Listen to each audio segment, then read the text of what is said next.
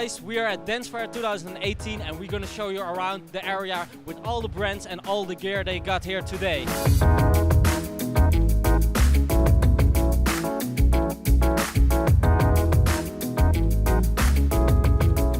We're here with Mike Young from Sound Service and they're presenting their brand new vocal speaker right here at Dancefair.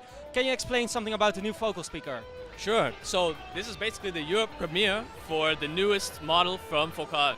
So we've got great dispersion characteristics in the high frequencies, and in the lower frequencies, thanks to these two passive radiators, we have a very, very tight bass response while also keeping very accurate mids for good stereo imaging. This is the brand new model called Enterprise. It was designed actually like an Enterprise ship, if you can see it. Was designed to be ancestor of our Music Commander. More desk for DAW setup with less gear and more spacious. We did it for 88 keys, which is today very important to the people. So yeah, more or less this is MDF material, all lacquered completely. I don't know if you know the Minibrute, which was many years ago a big hit. This is the next step. So it's basically a 2-oscillator synth with or a keyboard or a fully developed sequence part. And what's interesting about it is it's the first of Arturia synths to have a really expanded section for patching into Eurorack. With patching cables, we got way more functionalities and options now, right? So on the Microbrute, which was the small brother of this, there was 1 or 2 patch points, which made it also very interesting. But now almost every single thing that happens in this synth has a patch point. Ask them what they like, what kind of taste, what kind of style. But we did a lot of studios, so like Hardwell.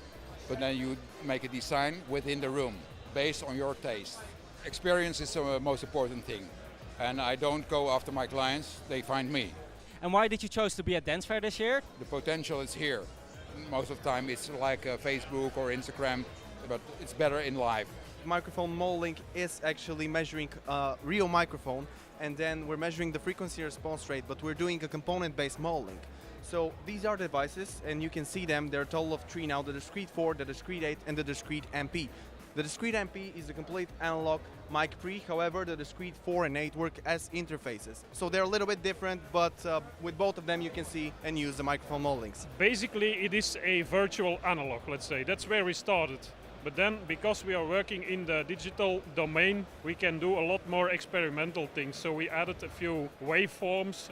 We added a very special formant filter over here, next to a, let's say, regular low-pass, high-pass, bandpass filter. We also have the Modor NF1M, the mini Modor we call it. It's a reduced interface version. So this is the Prologue. You got it in 2 versions, the Prologue 8 and the Prologue 16. So this is the newest of the analog synths, but this is special because it's analog, it's FM synthesis, and there's a special division coming that you can program your own oscillator, and that's something really exciting new. We noticed that in the years that younger people also are interested in keys and in real hardware, not only to play with their Fruity Loops or Sonar, everything in software, but also gear. It's just a huge big polysynth with a lot of scope and a lot of power. So, I mean, if we just got... So here we've got a piano sound, but if I press this button here, this is my favourite button on the whole synth, this is an initialize button. And this is just bringing it back now to a straightforward sawtooth wave, and then I can start to play around with the sounds.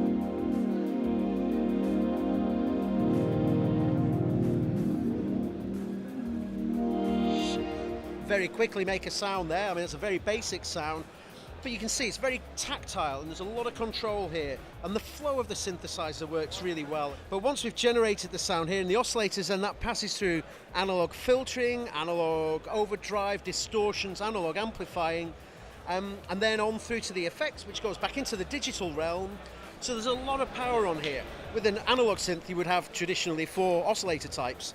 But on the Peak, of course, we have those 4 oscillator types with a whole load of extra stuff as well. You can call it a modern day 4 or 8 track recorder device to be able to record your demos fast. It has 2 microphone inputs with phantom power.